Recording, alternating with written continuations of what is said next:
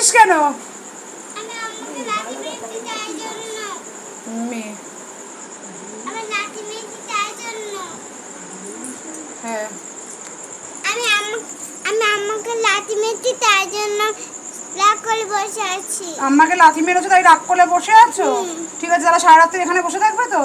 হ্যাঁ। ঠিক আছে, বসে থাকো। চলে যাও, দরজা বলতে সব বন্ধ করে দিচ্ছি। দরজা খুলে রাখো। কেন?